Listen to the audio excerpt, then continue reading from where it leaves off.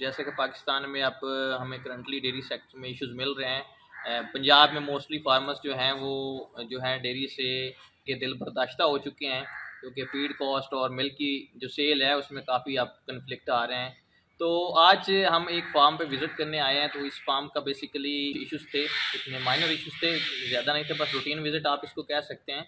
और इसकी इंशाल्लाह आपके साथ वीडियोस भी शेयर करेंगे कि जो जो इनकी सक्सेसफुल स्टोरीज हैं वो भी आपके साथ शेयर करेंगे, और साथ जहाँ पे थोड़ी बहुत इम्प्रूवमेंट आ सकती है वो भी शेयर करेंगे। तो ये बेसिकली फार्म केपीके में है, जान डेयरी फार्म। तो हमारे साथ अभी पैनल में जो बैठे हुए हैं ये ऑनर हैं फार्म के, और साथ डॉक्टर अवैस साहब हैं, ये मेरे क्लास फेलो भी हैं और दोस्त भी हैं। डॉक्टर साहब हैं जो फार्म को लीड कर रहे हैं, डॉक्टर बिलाल साहब हैं जो इफ़को में हैं काम कर रहे। तो ये आज गैदरिंग भी होगी, इसके साथ हमने फार्म का विज़िट भी किया और कोशिश की है कि जहाँ पे हम जो है वो थोड़ा सा कम मेहनत कर रहे हैं उसको इम्प्रूव करके इंशाल्लाह फ्यूचर में जो है वो फार्म को और सक्सेसफुल स्टोरीज में कन्वर्ट करेंगे। तो इस फार्म को बेसिकली आज वीडियो में दिखाने का मकसद यही था कि अगर आपकी प्रॉपर प्लानिंग होगी तो आप इंशाल्लाह जो फार्म है डेयरी फार्मिंग से पाकिस्तान में जो मुनाफा है वो बना सकते हैं। तो यहाँ पे काफ़ी सारे मॉडल्स जो हैं वो अल्हम्दुलिल्लाह इनके बहुत ही स्ट्रॉन्ग थे, जो कि एक फार्मर छोटे फार्म के कमर्शियल फार्म पे उनको अपनाना थोड़ा सा टफ होता है और ना ही इतनी उसकी लोगों को समझ होती है। बट बहुत सारी चीज़ें हैं जो ये सक्सेसफुली तरीके से चला रहे हैं, वो भी इंशाल्लाह वीडियो के साथ आपके साथ शेयर करेंगे।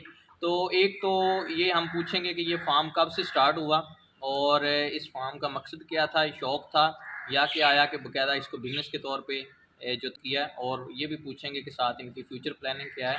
साथ आपकी सक्सेस स्टोरीज़ में एक ये फाइनल है कि ये फार्म माशाल्लाह जो है वो प्रॉफिटेबल है और मुनाफा बना रहा है और इंशाल्लाह फ्यूचर में भी बनाता जाएगा। तो सर बताइएगा कब से फार्म आपने शुरू किया और कितने हमारे पास जानवर हैं?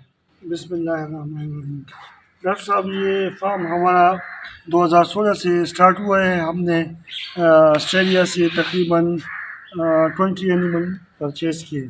वो बस हमने बोला चलो थोड़ा सा आहिस्ता आहिस्ता हम इसको इम्प्रूवमेंट करेंगे, लेकिन बस अभी इंशाल्लाह कोशिश कर रहे हैं।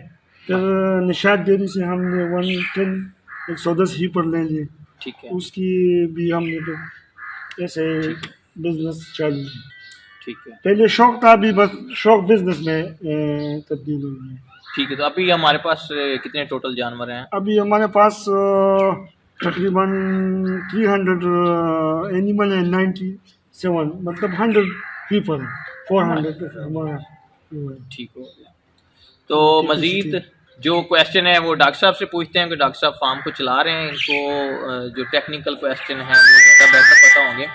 तो डॉक्टर साहब एक तो पहला क्वेश्चन ये है कि पंजाब में क्योंकि अब नेस्ले और एंग्रो जो है वो मिल्क जो है वो प्रॉपर नहीं उठा रहे, कभी टॉक्सिन का इशू निकाल रहे हैं, कभी दूध की प्राइसेस कम करते हैं। तो उसकी वजह से क्या है कि छोटा फार्मर खास करके जो है वो मुनाफा नहीं बना रहा।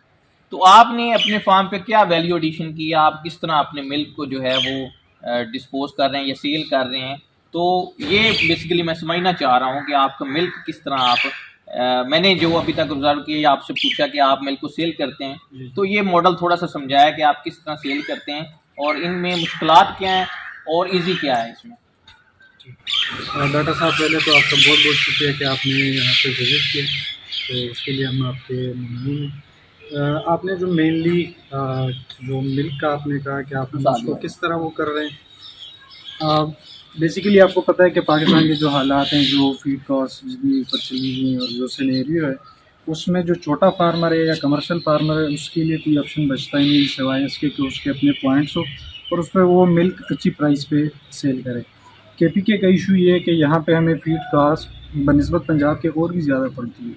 तो उस चीज़ को टैकल करने के लिए जब तक आपके पास प्रॉपर वो ना हो, अपने आउटलेट्स हों, तो वो चीज़ मैनेज नहीं होती। हमने जो मॉडल अपनाया कि 2016 में जिस तरह फार्म की शुरुआत हुई, तो एब्रप्ट जिस तरह हमारे पास काविंग हुई और उस टाइम पे काव मिल्क जो था ना, उसको लोग उस तरह से एक्सेप्ट भी नहीं कर रहे। जो हर्ड हमारे पास था वो मेनली जर्सी फ्रीजियन क्रॉस था, तो उसका ये था कि फैट कंटेंट उसका फिर भी अच्छा था बनिस्बत प्योर एनिमल। उस पर हमने वर्किंग की है, हमने अपने पॉइंट्स बनाए, कुछ होल सेल में भी हमने लोगों को उस टाइम कम प्राइस पे दिए, लेकिन जब हमने अपने पॉइंट्स पे वर्किंग की है, उससे ये है कि हमारे अभी मतलब कस्टमर बहुत ज़्यादा हैं और वो पर्सनली उनके फार्म और सारी चीज़ों को जानते हैं और हम एक अच्छी क्वालिटी का मिल्क उनको डिलीवर कर रहे हैं। उसके लिए पर ये चीज़ को चलाना मतलब आप एक बिज़नेस स्टार्ट तो कर लेते हैं, लेकिन उसको सस्टेन किस तरह करना है, ख़ासकर जो मिल्क है ना, वो सबसे आप कह लें कि एक उसकी हर टाइम मतलब वो ख़तरे में होता है कि आप किस तरह एंड कंज्यूमर तक आप एक क्वालिटी प्रोडक्ट डिलीवर कर सकें। उसके लिए हमने कुछ स्टेप्स तो फार्म पे होते हैं कि आपने किस तरह मतलब एंटीबायोटिक फ्री और जो है ना हाइजीनिक मिल्क उनको प्रोवाइड करना है, जिसके लिए हमने चिलर और सारा सिस्टम लगाया। एंड पे फिर अभी हमने कोई 3 साल पहले हमने अपनी पाउच पैकिंग में एंड कंज्यूमर को मिल्क सप्लाई करना शुरू किया। उसमें हमें स्टार्ट में प्रॉब्लम्स आए, क्योंकि उसकी वजह ये थी कि आमतौर पे हमारे जो यहाँ पे साइकी है कि यार जो चीज़ पैकिंग में बंद है उसमें पता नहीं क्या है, तो वो हमें थोड़ा सा प्रॉब्लम आया कि शुरू में लोगों ने एक्सेप्ट नहीं किया। लेकिन वो फिर मसला हमारा इस वजह से हल हुआ कि बेसिकली लोग फार्म को पहले से ही जानते थे, क्योंकि हम अपनी विसिनिटी में ही मिल्क जो है ना वो प्रोवाइड कर रहे हैं। ठीक है, तो वो मसला फिर हमारा आहिस्ता आहिस्ता वो ख़त्म हो गया और अब ये है कि हमारे हर एंड कंज्यूमर तक एक अच्छी क्वालिटी वाला मिल्क जो है वो हम उन तक डोर स्टेप पे तो खैर अभी हमारी वो नहीं है डिलीवरी सिस्टम, लेकिन हमारे अपने पॉइंट्स पे वो जाते हैं और हम खुला दूध उधर सेल नहीं करते। खुला दूध से मेरा मुराद ये है कि मतलब हम जो दूध दे रहे हैं वो पाउच पैकिंग में हम होल मिल्क दे रहे हैं, ये नहीं कि प्रोसेस मिल्क हम दे रहे हैं। वो आजकल वैसे भी चल रही है ना, वो जो रॉ मिल्क के खिलाफ कुछ कैंपेन भी चल रही, तो उसका मेरा मुराद यही है कि हम रॉ मिल्क ही दे रहे हैं, ठीक है, लेकिन हमने ये कोशिश की कि हम फार्म से जब दूध भेजें अपने शॉप्स पे तो वो एंड कंज्यूमर तक वो चीज़ उसी हालत में पहुंचे, जिसकी हमारे पास मतलब हमारी एक अच्छी सक्सेस स्टोरी है। उसमें ये होता है कि हमारा एक ही पॉइंट से मतलब जिस तरह हमारा इधर प्रोसेसिंग रूम है, जिधर से हम उनको भिजवाते हैं अपने पॉइंट्स पे, और डिस्प्ले चिलर लगे होते हैं उसी में होते हैं, हम खुला दूध उधर सेल नहीं करते। जिसकी वजह से ये होता है कि हमें ये भी इशू नहीं आता कि यार इतना दूध अगर आपका गया तो उसमें इतना कम हो गया या जो भी है, और एक ख़ास मैयर क्वांटिटी में उनको मिल जाता है। तो ये हमारी सक्सेस स्टोरी है और हम इस पे मज़ीद भी वर्किंग कर रहे हैं। कोशिश है कि हम आगे योगर्ट का भी करें, लेकिन योगर्ट का थोड़ा सा ये है कि उसकी हैंडलिंग थोड़ी सी डेलिकेट होती है, और दूसरा ये कि मिल्क हमारे पास इतना बचता है नहीं कि हम उससे योगर्ट पे जाएँ। तो अभी फ़िलहाल हम इसी को लेके चल रहे हैं। जी, तो डॉक्टर साहब ने बहुत ही अच्छी तरह इसको एक्सप्लेन किया है कि वो किस तरह अपने मिल्क को जो है वो प्रोसेसिंग कर रहे हैं। तो एग्जैक्टली अभी जो हालात चल रहे हैं, जब तक आप खुद वैल्यू एडिशन में नहीं जाएंगे तो आप कभी भी अपने फार्म का क्रिएट नहीं कर सकते, क्योंकि डेफिनेटली डेयरी फार्मिंग है तो आपका एंड प्रोडक्ट क्या है, मिल्क, और मिल्क से जब आपकी जो पैसे नहीं आ रहे होंगे तो फिर आप अपने फार्म के एक्सपेंसेस जो हैं वो मैच नहीं कर सकते। तो डॉक्टर साहब ये तो आपने बता दिया कि आप किस तरह इसको प्रोसेस कर रहे हैं, तो हमारा डेली का कितना मिल्क होता है और कितना सेल हो जाता है? डेली का जो हमारा मिल्क होता है वो हमारी पीक सीज़न पे ऑलमोस्ट 4500 लीटर्स होता है, जो हम अपने पॉइंट्स पे सप्लाई करते हैं। कुछ होल सेल में भी हमारे पास इस तरह डीलर हैं जो हमारे रेगुलर कस्टमर है पिछले 3-4 साल से, तो वो भी हम उनको दे रहे हैं, बाकी हम अपने पॉइंट्स पे सेल कर रहे हैं। चलो माशाल्लाह ज़बरदस्त हो गया। सो 4500 लीटर का मीन ये है कि अगर 5 टन भी कर लें तो इट्स मीन ये एक ह्यूज नंबर है जो कि आप सेल करना होता है, तो डेफिनेटली इनका जो वर्क है वो इसमें आउटस्टैंडिंग है। तो डॉक्टर साहब आपने कोई इसके लिए सेपरेट टीम रखी हुई है? जी, इसके लिए हमने प्रॉपर टीम रखी है जो हमारी अपने पॉइंट्स के लिए जो पैकिंग जाती है, पाउच पैकिंग, उसके लिए हमारे अपने ऑपरेटर्स हैं, वो उसको करते हैं। फिर साथ में हमारे पास डिलीवरी वैन्स हैं जो उस दूध को पहुंचाती हैं, और जो होल सेल में भी जो बंदे हैं उनको भी हम डिलीवरी हम ही देते हैं।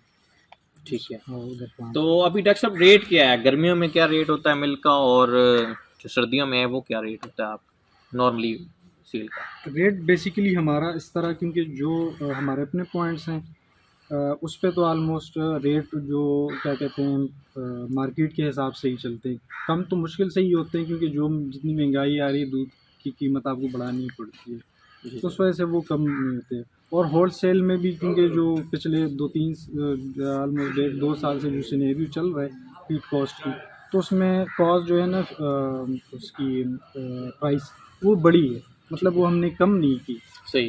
तो क्योंकि वो ज़ाहिर बात इकनॉमिक्स को मैनेज करना है, तो उसके लिए कराने के हमने प्राइस सेम ही रखी है। वो टाइम टू टाइम इंक्रीज़ होती है, और जब वो कोई अब्रप्ट चेंज आता है और अल्लाह करे कि महंगाई कम हो, जी। तो इंशाल्लाह उसकी भी प्राइस वो कम।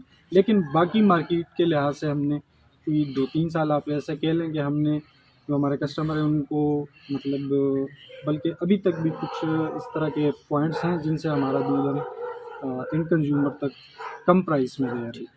अभी करंट रेट क्या चल रहा है आपका महल का? अभी करंट जो प्राइस हमारी चल रही है वो 150 पर लीटर चल रहा है। 150 ज़बरदस्त। तो 150 का मतलब ये है कि अब नेस्ले जो मेरे फार्म पे खास करके दूध उठा रही, तो वो हम 132 रुपये 33 रुपये में उठा रहे हैं। तो इट्स मीन ह्यूज डिफरेंस है आपका पर लीटर। और साथ ये भी है कि आप टीएस की बेस पे आपकी जो कटौती होती है मिल्क में वो भी नहीं हो रही। सो इट्स मीन अगर कटौती को अगर आप डाल दें तो ये 170 रुपये है, जो कि बेस्ट रेट पे आप सेल कर रहे हैं।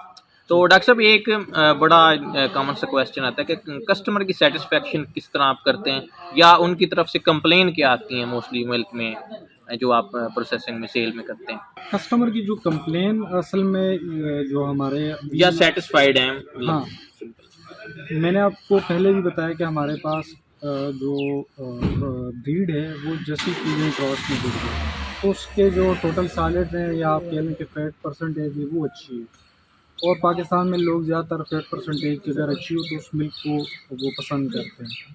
तो क्वालिटी हमने शुरू से ही मेंटेन की हुई है। और कमर्शियल फार्म में आप ये भी नहीं कर सकते कि आप मिल्क में कुछ एडल्ट्रेशन करें या जो भी, क्योंकि आपके पास एक ह्यूज क्वांटिटी होती है। जी जी। तो उसको जब आपने सेल करना होता है तो उसमें आप ये फिर ये नहीं कर सकते कि उसमें कोई आप एडल्ट्रेशन कर सकें।